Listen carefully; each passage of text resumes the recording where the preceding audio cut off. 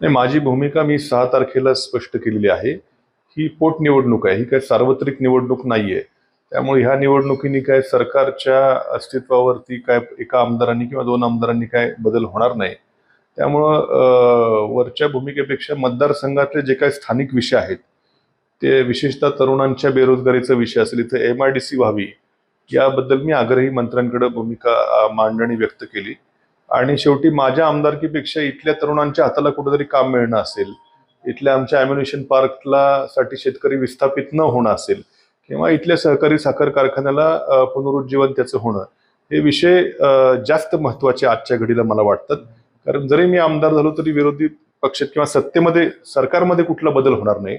मग मतदारसंघातले प्रश्न हे त्यावेळेस जास्त मला महत्त्वाचे वाटले आणि मी 6 तारखेला माझी भूमिका स्पष्ट केलेली आहे. मी थांबणं आज खरं मोठा निर्णय माझ्यासाठी होता, आमच्या कार्यकर्त्यांसाठी देखील होता. कित्येक जण अजूनही नाराजी व्यक्त करतात. त्यामुळे अत्यंत मोठी भूमिका 6 तारखेला आपण ऑलरेडी घेतलेली आहे.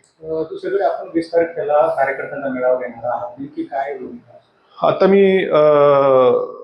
मी जरी थांबलेलो आहे तरी आमचे कार्यकर्ते अजून कुठल्याच प्रचारामध्ये गेलेले नाहीत, कुठल्याच पक्षाच्या प्रचारात गेलेले नाहीत.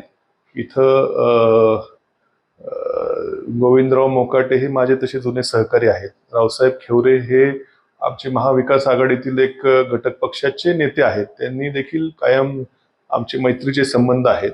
परंतु शेवटी एक भावनिक किनार असेल किंवा हे जे काय प्रश्न सोडवण्याचं आश्वासन असेल, हे सगळं बघता कोणती भूमिका, थांबण्याची भूमिका तर आपण घेतली. पुढं काय करायचं ह्याच्यावरती कार्यकर्त्यांची काही वेगवेगळी मतं येतात. त्यामुळे चर्चा झाली 20 तारखेला आम्ही, पण कार्यकर्ते मात्र एका मतावर ठाम आहेत की तुम्ही जी भूमिका घ्याल ती आम्हाला मान्य असेल. त्यामुळे सर्वांची चर्चा करून 20 तारखेला आम्ही कार्यकर्त्यांचा मेळावा घेऊन भूमिका त्या ठिकाणी स्पष्ट करणार आहोत.